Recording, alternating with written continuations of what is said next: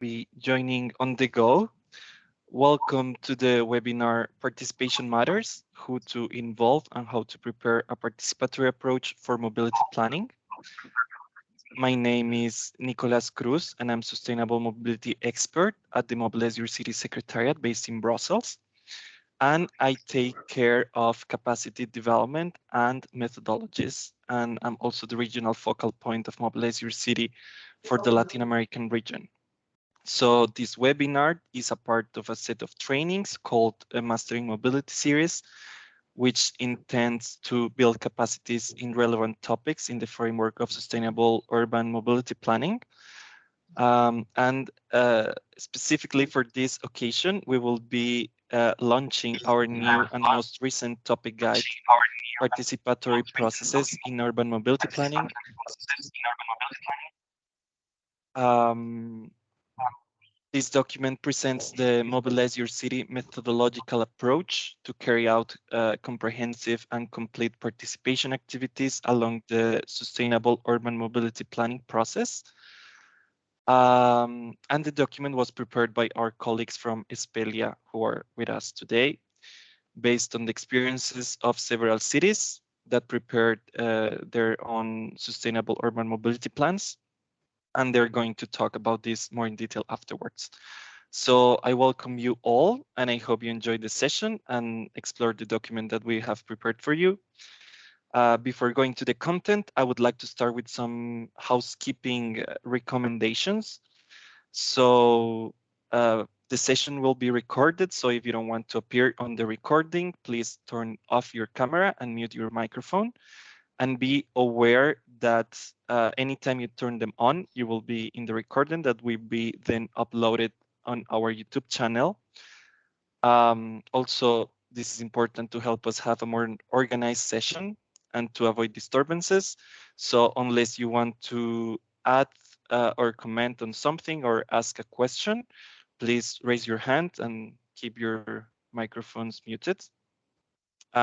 Also, at any moment, you can use the chat to send us your questions, and I will make sure to get back to them for the time dedicated to this. So we will also be sharing some resources on the chat, so please don't miss it. And we will be sending links while presenting for you to have easy access to all the materials that are going to be presented today.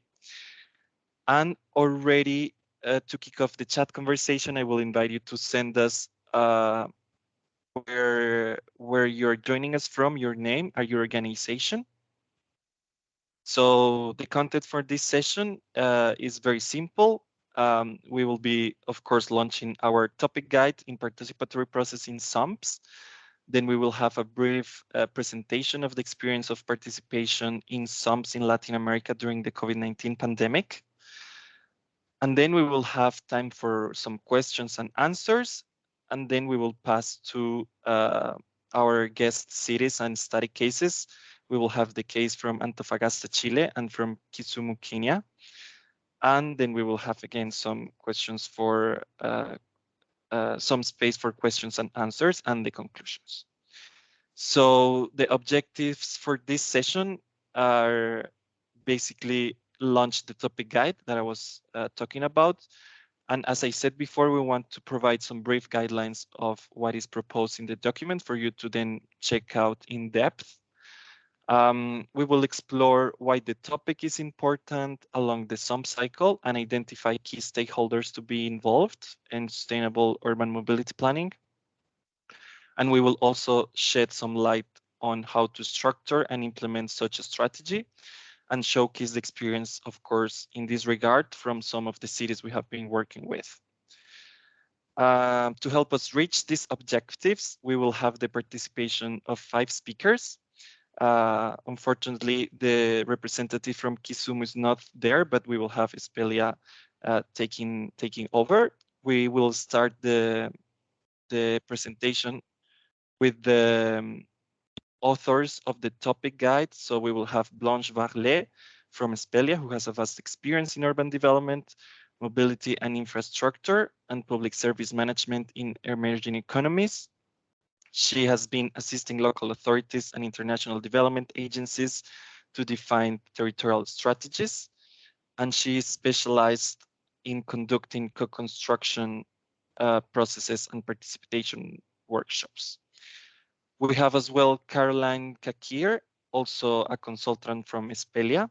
She's an expert on urban governance issues, trained on public policy, multi-level governance, and urban development in international contexts. And in the International Urban Development and Mobility Division at Espelia, she has assisted public stakeholders and local authorities in defining territorial strategies and setting up projects in the sectors of transport, urban development, urban infrastructure, and others. We have also with us Patricia Calderon, who is Executive Director at Despacio, a consultancy firm based in Bogota, Colombia, supporting technical aspects of the mobility component of Euroclima Plus projects managed by AFD, the French Development Agency, which is also a Mobilize Your City implementing partner. And Patricia has more than 20 years of experience in sustainable mobility and climate change projects, especially on urban spaces and cycling. And she's also the technical coordinator for sustainable urban mobility plans preparation in 4 cities in Latin America. And we have Pablo Huica, who is an architect and urbanist working at the German Cooperation Agency, the GIZ, another implementing partner of Mobilize Your City. And he has been working on the Euroclima Plus program as well by advising local and national authorities in their path towards more sustainable low carbon mobility. So it was a little bit long, sorry, but without anything else to add for my part, now I welcome all our speakers. I'm very happy to be with you here today, and I'm sure we will have a very interesting and insightful session. So I hand it over to Espelia already to dig into the topic, and the floor is yours. Hi, hello. Can you hear us well from here? Yes. Okay. Thank you everyone for being here. Thank you, Nicholas, for the introduction. So we will now talk about this topic guide. So as an introduction, we can say that we will present the guide and the way we built our reflection about this subject of participation processes in mobility planning. So we will present the questions that guided our reflection rather than describing specifically how to organize a workshop or how to decide who's going to attend. You can find indication for this in the guide, but right now we will just present our approach in general. So we will, can we pass to the next slide, please? Thank you. So first, our general approach. We developed a topic guide to support practitioners in conducting participatory processes for some preparation. So practitioners will be local authorities, mobility experts, consultants, even international development officials. This topic guide provides insight on how to involve participants, so both stakeholders, citizens, and suggest resources and tools and key elements to consider when conducting a participatory process. We based this topic guide on a literature review of SUMPs, methodological guidelines, even consultation materials. But we mainly took our insights from 5 case studies. We wanted a sample of case studies representing different donors, contexts, and city sizes. So in the end, we used the cases of the SUMPs of Yaoundé in Cameroon, Antofagasta in Chile, Santo Domingo in the Dominican Republic, Zitomir in Ukraine, and Kisumu in Kenya. Some of the people that we interviewed are here today, so we want to thank them again for their guidance in this process. And so as a general introduction, the main thing to remember is that this document does not provide ready-to-use solutions that can be replicated in every context, but instead we propose a methodology of reflection and a set of questions to ask oneself in order to build a coherent and locally based strategy. So this guide is developed around several parts. So there's a general introduction, and then there's 3 main parts around 3 main questions that are on the slide here. So the first one would be why to developing a participatory approach. gives insight on the objectives of participatory approaches in SUMP formulation. We also wondered who to involve in the SUMP elaboration process. So this will be questions about the definition of stakeholders and public that we will be engaged in this process and what it might entails. And there's also the question how to develop these participatory processes. So we'll be detailing tools, instruments, and methodologies to mobilize around the various steps of the elaboration of the SUMPs. So we will talk more about these three parts in the following slides. But just to mention, this guide also displays a proposition of some participation tools. There's a box about participatory processes in crisis times. And at the end of the topic guide, you can find a bibliography, a list of interviewees, and the case studies are also annexed to the guide. So the first big question is why developing a participatory approach? So if we remember, the SUMP aims to set objectives and priorities for the sustainable development of mobility system in a city. And the aim also is to satisfy the needs of people, businesses, and provide a better quality of life. Therefore, the process should be developed transparently and involve everyone that interacts directly or indirectly with the mobility system.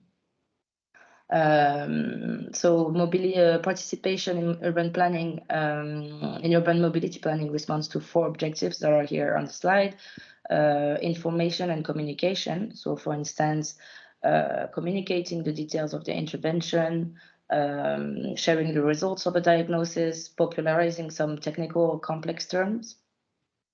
Another objective will be refining knowledge and diagnosis. So the participation can help with identifying new issues, observations, or ideas. And it also help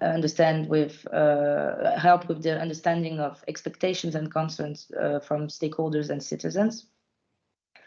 Another key objective will be leading the debate. Participation and participatory processes are really helpful to enrich the debate and encourage citizen expression in general. And maybe the last objective would be to make the SUMP more relevant, defining interventions that are more adapted to the local environment and also that would be accepted and supported by the general public. So if you can see the illustration here, in the guide, participatory processes include consultation, participation, and co-construction. In a way that simple information does not constitute a complete participatory process because there's a little or no feedback from the stakeholders. It is important, it is to be coupled with participation, but it does not represent a participatory process per se.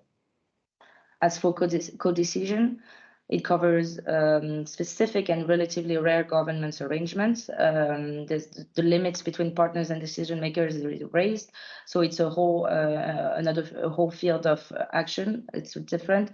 We can think maybe of referendums, but this would not be what we're going to talk about in the guide. So now maybe Blanche, you can take the floor. Yeah, thank you. So the second big question that we try to answer in the guide is who to involve in sustainable urban mobility planning processes. So we divided the people to involve in 2 main groups. So on one side, you have the stakeholders.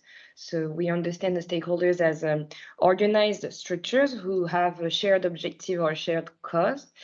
And so this can include the planning authorities. So these are the decision makers who are leading the SUMP preparation. You have the other institutional stakeholders who are working on urban mobility sectors or nexus sectors such as land use or finance and sectors like this. And the other key stakeholders, which are key individuals, groups, or organizations that are affected by the SUMP. And on the other side, the other main group is the public, or like the broader public, the citizens. So this gathers individuals that are not affiliated to any specific group. And so this gathered the people living or developing an activity on the territory of the SUMP. And so during, through all the guide, we show how these two groups, stakeholders on one side and the broader public on the other, will lead to different types of participatory strategies and tools, because the stakeholders might enrich the diagnosis and discuss solutions, scenarios, while the objective with the involvement of the broader public is more to foster a broader appropriation of the project. And nevertheless, when we conducted the case studies, we noticed that the most important thing was to involve people who can have a technical expertise, so people who can bring technical inputs thanks to their professional experience, but also user experts, meaning people who can share feedback and inputs from a user perspective. And so as part of this section, we also explain how important it is as a first step to complete a stakeholder mapping, which will help answer different questions. So these are on the diagram you can see on the slides. So what are the stakeholders' key characteristics? What are their main interests? How are they affected by the SUMP and how can they influence it? And what are their motivations and concerns for change? And answering this question will allow the planning authorities to determine when and how to engage with the different types of actors during the process. And lastly, an important feedback from the case studies was to the necessity to not limit the debate to the stakeholders with whom you have a long experience of cooperation in order to favor innovative ideas. Thank you. Another section of the guide details and some prerequisites to a participatory process. So the first step will be, of course, to understand the context. For instance, the extent of the participation tradition in the country or in the city will be a crucial factor to take into consideration. And on this point, the two case studies that are going to be presented to you are so Antofagasta in Chile and Kisumu in Kenya are very different. It will be also essential to propose a participation process, participation strategy that is centered on the process and that is continuous. You have to keep in mind when preparing the strategy that the stakeholders and the citizens should really feel as they are part of a participatory dynamic with regular involvement, and they should also know what will be expected from them and how their inputs will be integrated into the SUMP and into the different measures. Then you have to define a calendar to plan the activities precisely, and also a mobilization plan, so meaning a communication and outreach strategies. How are you gonna mobilize the different actors? And finally, it will be also essential to secure the necessary means and resources. So this is a critical challenge for when conceiving an implementation participation strategies, and it's really something that was highlighted in all the case studies, but it will be necessary to secure some time, as the different participatory activities require the organization of regular meetings, of forms, the preparation of templates, of facilitation tools, etc. And the time that is necessary to prepare all this is really often underestimated. The second thing will be to plan and to secure some material resources. You will need online tools, websites, rooms to conduct the workshop, and sometimes interpreters. And all these resources should be well anticipated. And finally, you will also need to gather specific skills because encouraging people and different actors to express their ideas will require skills in the field of facilitation and participation, and not necessarily technical urban mobility skills. Can go on to the next slide. Thank you. And so even though, as I've just mentioned, the participation process should be envisaged as a continuous process, the goals and the type of inputs that you can expect from the participation at each stage may really differ. And this is why in the guide that was published, we worked on some sections detailing the participatory method that can be used at different stages. And so for each of these stages, we synthesized the objectives of the participation strategy. This means what are you looking for by developing participatory activities at this or that stage of the process, and what are you expecting from the citizens, from the broader public, and from the stakeholders. We also proposed for each stage some appropriate actions and tools, even though, and that's a big warning for this guide, is that we are just giving you ideas. We are not providing you with ready-to-use solutions. Each of these ideas will have to be adapted to the local context. And coming with this typology of actions and tools, the guide also details some precautions to be taken and key parameters to plan an appropriate budget. So, for instance, with indications of a number of days necessary for the preparation or logistical cost, etc. So going through each step, we can briefly describe the objectives and the inputs that can be expected from the activities. The first step is the mobilize days, and the objective will be at this stage to validate the participation strategy and to mobilize the stakeholders. So participatory actions can entail the organization of public meetings, press conference for the broader public to share information, but also the organization of a workshop with some more specific stakeholders in order to get a first idea of the mobility challenges on the territory. Participatory processes will be also very important in the formulation of the diagnostic and the analysis of the mobility situation. So at this stage, we saw that in most case studies, focus groups and workshops were organized with stakeholders to discuss the challenges. And in most of the case studies, we also saw that some opinion surveys, online forum were organized to gather feedback from the broader public. And in some cases, and I think Pablo will mention it, there were also consultation committees that were set up. Then at the strategy development phase, we saw that the definition of the vision, the objective, and scenarios can also be based on pooling ideas that are collected from a variety of stakeholders and even from the broader public. And here again, the guide proposes some specific activities and tools that can inspire you, hopefully.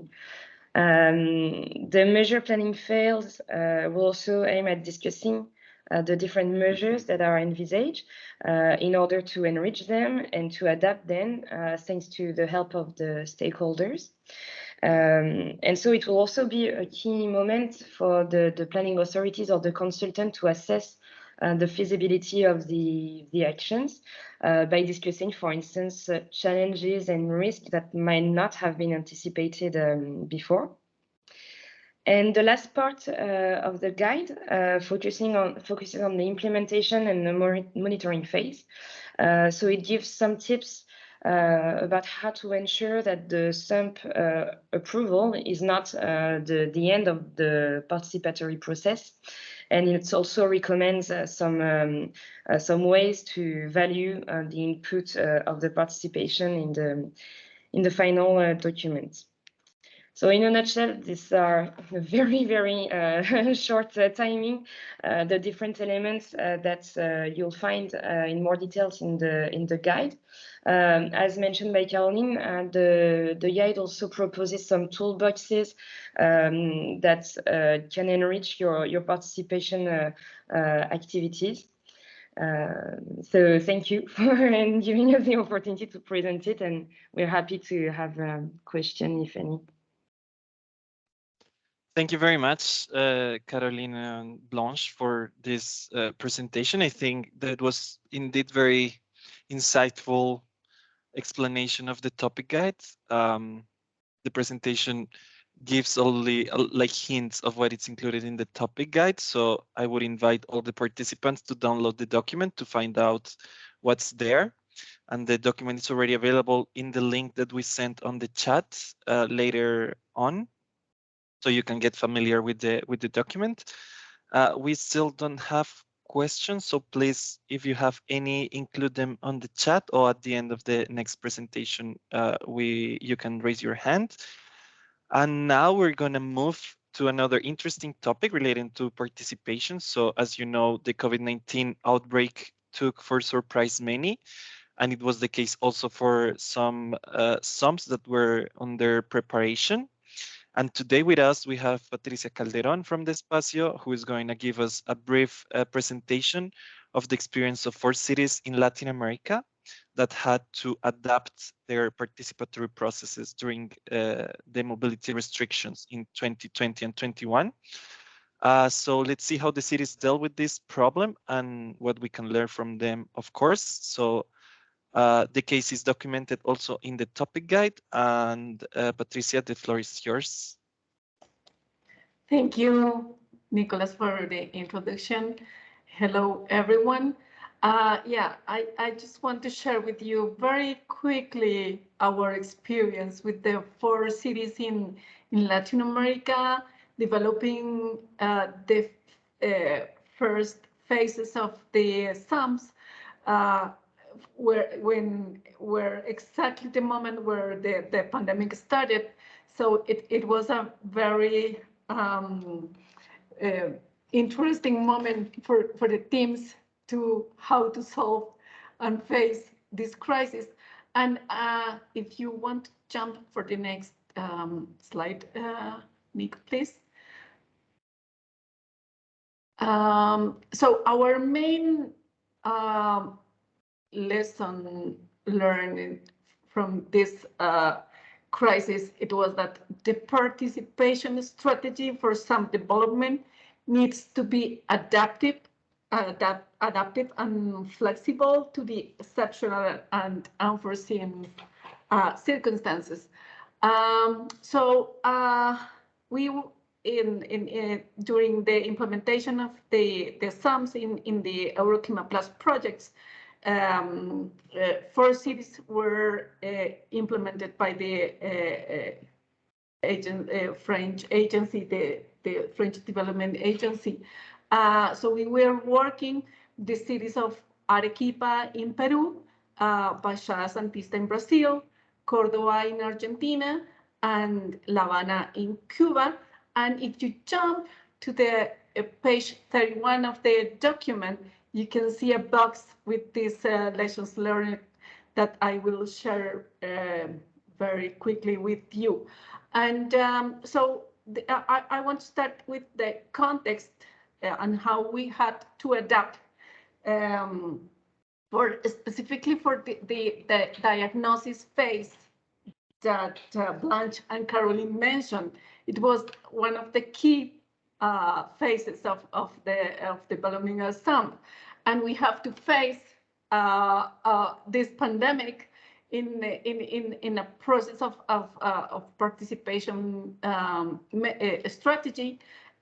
So first, the context was reduced staff from the local governments, but also the impossibility to hold in-person events. We were based on the MobiliseYourCity methodology, the terms of references to develop these SUMPs.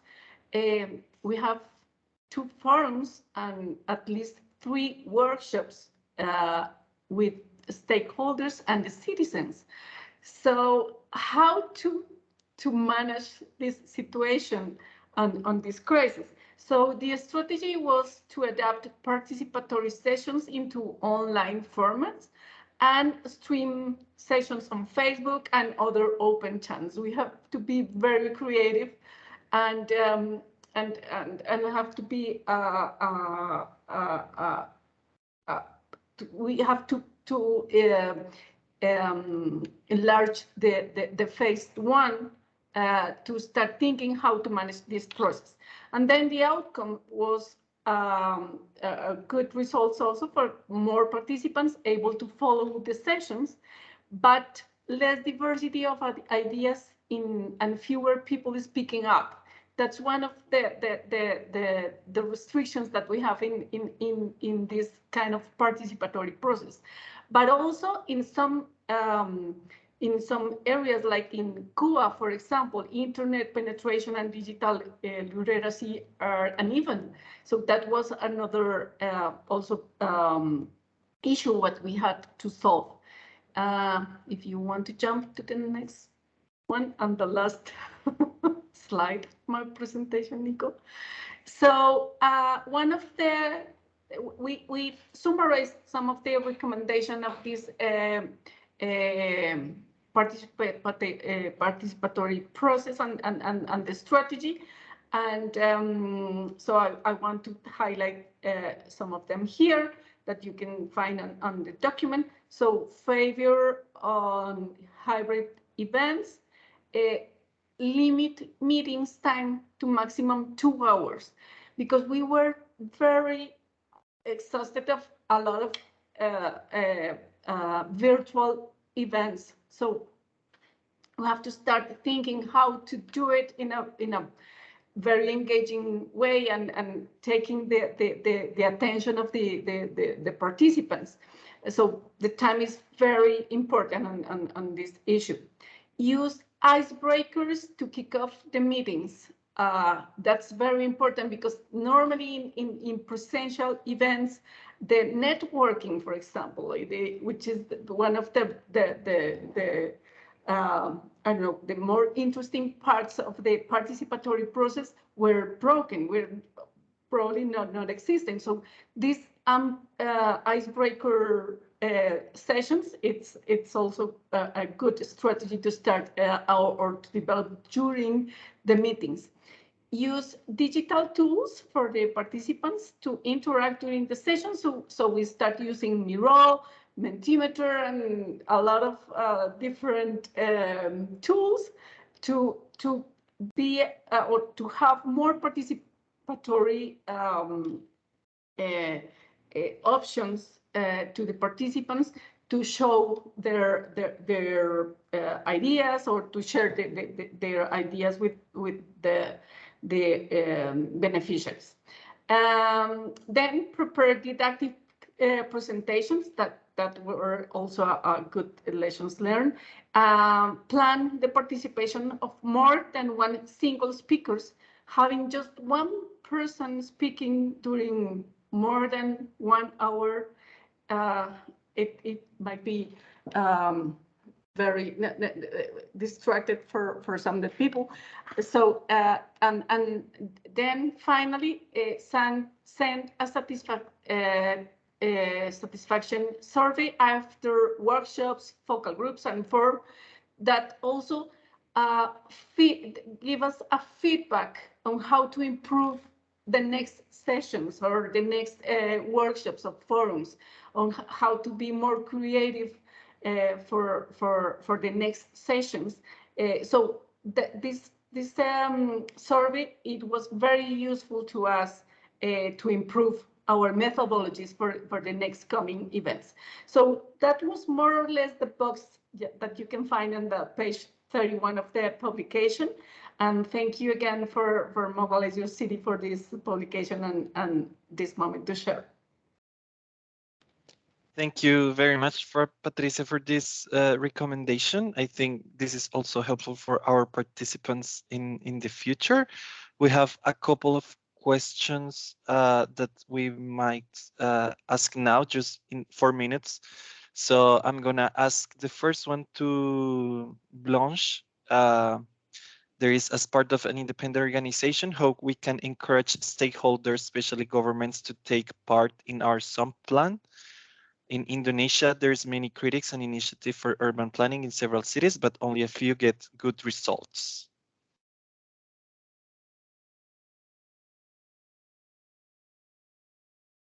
Well, I think it's a big question. I think in the guide you will not find ready-to-use answer on this kind of subject, but still you will have you'll find there some case studies, and I think maybe what is more let's say like what can convince governments, authorities which are not convinced by the benefits of the participation, can see how it enhances the SUMP that were previously conducted. We'll have the experience of Antofagasta will be showcased, but I'm also thinking about Zhytomyr in Ukraine. So I think highlighting the purpose of the participation and how it can really enhance the content of the SUMP itself, and also ease the relations when communication is not easy. And once again, I think the presentation that will be made by on the Antofagasta case will be particularly highlighting, but I think you'll have to highlight and see the benefit that they can draw from all this. Thank you very much, Blanche. And indeed, I think in the topic guide, there are some hints of how to encourage stakeholder involvement, and also from institutional partners. And now I have a question for Patricia from two of the questions on the chat. So I'm going to make it only one, if you could answer briefly. And is how do you manage the hybrid events during the participatory process? And if you think that these digital tools are viable solution in the long term for this kind of activities, taking into consideration the outcomes that you presented. Thank you, Nicholas. So for the first one, how we did the hybrid events, this was more on the last year, because in the first part of the pandemic it was not possible. But then when the vaccines started to work, and so we start with some of focus groups, for example, and having small groups in person, and then some of the for example, international expert connected to in internet way, so we can share the experiences, and of course, because we had these consultancy firms, international consultancy firms, so they were not possible to travel from one country to another. So we had these small focus groups, and then sharing with the people that can be connected. So this works very well. Actually, this week we had this kind of hybrid event in La Habana. There were few people presented and on the presentation, and then some international experts and the people from the German agency on a meet connection. So it works perfectly. So that's a good way also to have more people connected on this kind of events. And then the other one about the tools, I think, yeah, for example, tools like Mentimeter that we were already using before the pandemic, it is also good tools specifically or for taking the ideas from the participants in a fast way. It is not as interesting that in a presential event that we can share and discuss different aspects, but I think there is some tools that we can continue working with in hybrid, presential, and virtual events that are really useful. Thank you, Patricia. I'm sorry that we have to move forward, so we cannot answer all the questions. I will try to come back to them after the next presentations, also because we will cover some topics also about the COVID pandemic and the online methods. So now I want to introduce you to an interesting study case on participatory processes in the preparation of SUMPs in the real life. We have with us Pablo Huica, and he will tell us the experience from Antofagasta, Chile, in the development of the SUMP and how participatory processes were the backbone of the SUMP preparation. In this example, we will also have a bit of explanation of COVID-19 pandemic, if I'm not mistaken, and processes related to it. So Pablo, it is a pleasure for us to have you here, and I give you the floor. Well, thank you, Nicolas. Thank you very much to the organizers for the invitation and to the audience for the interest in our experience. In the following slides, I will show you the participation process that we carry out for the Sustainable Urban Mobility Plan in Antofagasta, Chile. Next slide, please.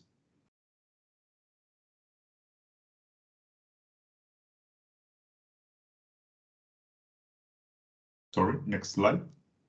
Thank you. The next one. Yeah, thanks. So, first of all, let me tell you about the SUMP steering structure, in which we had three levels. A core team, which included the municipality, the regional government, and the Ministry of Transportation. A technical team, which was in charge of monitoring the deliverables of the consultants in charge of developing the plan, and was made up of technical representatives from several ministries. And finally, a social board, which included civil society and the public and private sectors. The development and the work of this social board is what I will talk to you about in the following slides. Next one, please. So the main objective of the social board is to involve non-technical actors from the city of Antofagasta in the development of the plan, not only as a form of validation, but also as a co-construction of its content, being able to contribute inputs to the technical team. If you could continue. So the four most relevant impacts of the social board were first, identify and involve the main non-technical actors. Second, strengthen the social participation in the development of public policies in Antofagasta. Third, generate a sense of belonging to the plan. And fourth, analyze, generate inputs, and validate the progress of the plan. Next slide, please. The social board was composed by 31 permanent actors, considering the participation of the private and public sectors, civil society, and academia.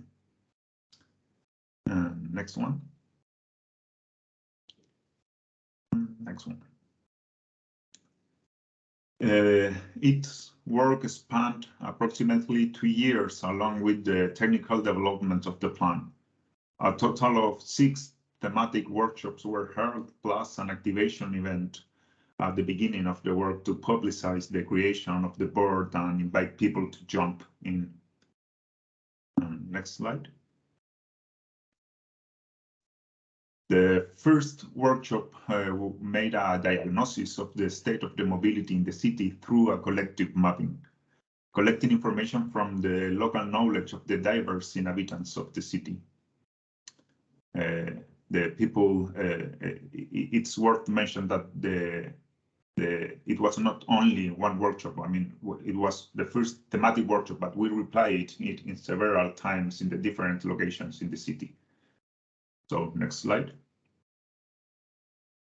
The second workshop focused on finding possible solutions to the problems raised in the previous workshop. These solutions were categorized into packages of measures and thematic areas that have not been considered by the technical teams, such as specific solutions for the slums in the northeast of the city. So new problems and new solutions were discussed in that workshops. In the third workshop, the definition of the vision, objectives, and indicators that the technical team had developed was strengthened, expanding them towards a comprehensive vision of the city and not exclusively for the transport sector, as had been originally designed. So the technical team create objectives and indicators mainly focused on transportation, but through the inputs of this social board, we were able to include wider aspects of the indicators, and we expand them. So next slide, please. The fourth workshop was a collective discussions for the prioritization of measures and measures packages. It was a very rich conversation which allowed the different parties to express different points of view and understand each other and the need to reach cross-cutting agreements. So it was probably the most difficult workshop in the sense that it was evident different point of views, and at the beginning were a little bit, the discussions were a little bit rough. But with the different dynamics and proper moderation, we reached agreements, and we realized that the conflicts were mainly about not having spaces for discussions and conversation. And the board was very important in this sense, that for the very first time place people together in one board and they could express their different points of view. The next word, please. The next slide, please. In the fifth workshop, responsibilities were defined for each measures and new actions were assigned within those measures. For example, for a greater involvement of civil society in its implementation. So basically, once the measures were defined, the social board go deep into each measures and define specific actions within it. Creating deepening the scope of each measure. Next slide, please. And finally, in the last workshop, the roadmap for the implementation of the measures was deepened, identifying the main obstacles and the possible action that, as representatives of each sector, could be carried out to unlock them and allow a proper implementation of the plan. So it was also, again, a difficult workshop, but very useful for the next steps of the plan. And we managed to private sector and civil society take responsibilities over it. And this is not common in Chile or in Antofagasta. And actually, people, especially from civil society, were quite happy that they were considered not only for asking opinions, but also to give them responsibilities. And I think this is very important for the implementation of the plan. And next one. So some final thoughts. I will not mention all the points, but 3 main points that I would like to rescue. First, the social board is necessary to overcome the current transportation planning paradigm and generate a comprehensive mobility plan for the city. Mobility plans are not only about transportation, and this change of scope, the change of paradigm, must be created with civil society. Second, regarding methodological aspect, mainly due to the pandemic, it was necessary to apply innovative virtual methodologies, as Patricia mentioned, Menti and so others. But on the other hand, not all the inhabitants of Antofagasta have internet access. This is also must be considered by the social board or by the governance of the participatory process. It cannot be a space for a privileged few. It must be a space representative for all. And third, regarding the governance of the plan, we suggest that the work carried out by the social board continue towards the implementation of the plan and remain constant over time. It should not be an isolated experience, but an integral part of the sustainable development of the city, of the planning practices of the city. And this is difficult because usually, at least here in Chile, once the consultants are quit their duties, they finalize their duties, usually this type of spaces do not continue. And we encourage the regional government to take the lead of this space, and happily it is happening. So the social board is continuing its duties despite international cooperation and the consultancy contracts, and we are very happy about that. So finally, well, thank you. It's all. Thank you again for listening. Thank you very much, Pablo, for that complete presentation. I think that actually some of the questions, I think they were already answered by Pablo's presentation, especially the ones related to how to involve citizens that are have difficulties to access online means. So thank you again. And now we will move rapidly to another geography in a different continent. So we will see the case from Kisumu, Kenya, that has some important elements to present in regards to stakeholder involvement and integration of participation tools. Carolina, I give you the floor with the disclaimer that maybe it needs to be quick so we can have a little bit of questions and answers at the end. Yeah. Thank you very much. No problem. Thank you, Nicholas. Maybe I was thinking we can skip the first slide altogether. This is a bit of context, but let's dive in directly to the participatory processes. So what was interesting in the Kisumu's case was the context. So in Kenya, it is a constitutional obligation to implement participatory processes for any project. And there was also a strong participation culture already in the city. So both of these elements led to participatory activities to be implemented from the beginning on a 5-year period and conducted by the city essentially. So there is a variety of mechanisms really targeted according to the audience and the stage of the SUMP. So there were household surveys, various stakeholders workshops, they organized public commons. They also created a website to collect suggestions from citizens. They developed engagement activities, and also the adoption of the SUMP was a public event, advertised. So I wanted to talk about 2 specific participatory mechanisms. So what was interesting is they conducted the workshops differently according to the needs and the targeted audience. So there were 4 workshops with various stakeholders, and those were conducted in interactive sessions, which means they were going in the streets. This allowed participants to better observe user behavior and to enhance the thinking process as a whole. So I think that's an interesting idea to keep in mind.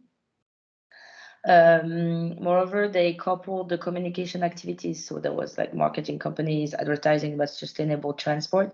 They coupled these with engagement activities to foster public participation. So these activities included, and they planned them on the 10-year period of the SUMP. So they include monthly car-free events. Those were coupled with fitness activities, art activities, bicycle maintenance clinics. They did cycle training, targeting the youth and the women more particularly. They did annual road safety weeks, incentives for public officials to bike to work a few days in the year. There were, of course, challenges, the cost of the procedures, the lack of investment of some participants that didn't come back to the workshops. But because the city was really involved and in the process, it was attenuated a little bit. And there was also this question of the fear of change that contributed to the rise of some conflicts. I believe in Kisumu it was more about road ownership, but these were the challenges that arose. And finally, maybe with the last slide, there's several lessons we can learn from this case, but the fact that for the elaboration of the participatory process, the fact that there was a constitutional obligation made this process to be fought since the beginning. They gathered knowledge from other cities as a case studies, and they also went on a city tour in Kigali. They also conducted a stakeholder mapping before launching this participatory process. There was a whole interesting part on capacity building of the city, county staff, but also nodal agencies on different aspects of mobility planning. And there was really a question of building trust. I believe the city really invested in that part, and so they tried to make many public consultations with a wide range of people, and they tried to not forget a specific type of citizens, and they wanted to be transparent throughout the entire process. So that's really rapidly, but we don't have much time. Thank you very much, Caroline. And then I'm gonna ask two questions for you, for Pablo, and you, maybe Caroline, to answer in 30 seconds. So for Pablo, is how did you select the 31st people that were part of the social roundtable and the criteria you used for this selection? Yeah, so first of all, we with the core team, we map the different actors from the different sectors, civil society, private sector, etc. So we had an idea on whom could be interested in participating in these processes. But then through this very first meeting or launching event of the social board, we generated an open call, so everybody who was interested could join. And it was very interesting because this was the event that allowed the juntas de vecinos. This is the I don't know how to say that in English, but the representative of the neighborhoods to jump in into the participatory process. So it was mainly an open call, no selection criteria. Actually, the 31 is an average because in some workshops were more people, and in other ones there were less people. But 31 was more or less the people who continue participating overall the whole process. Okay. Thank you very much, Pablo. And now I'm gonna merge two questions that we had in the chat. So maybe for Espelia, it's how to manage these stakeholders that sometimes oppose to these mobility projects. And in relation to that, if the topic guide provides any indication on how to manage conflicts among the stakeholders. Yeah, regarding the question on the actors that might have concerns and might not be very eager to change. I replied on the chat already, but the guide provides some tips about how to perform a stakeholder mapping. And the purpose of this stakeholder mapping is precisely to identify who might have concerns to change and to understand what are they worried about and what are they motivated by, in order to tailor a participation strategy that can really embark them. So the guide provides some strategies about that. And about how to deal with conflict, the guide also gives some tips and some insights, either from the case studies, but also when we develop typology of activities and tools that can be mobilized. But once again, there are no ready-to-use solutions, so these are only tips and suggestions. You really have to adapt depending on the local context and mixing these inspirations from other case studies with what you understand from your tools, from your stakeholder mapping. Sorry. Okay.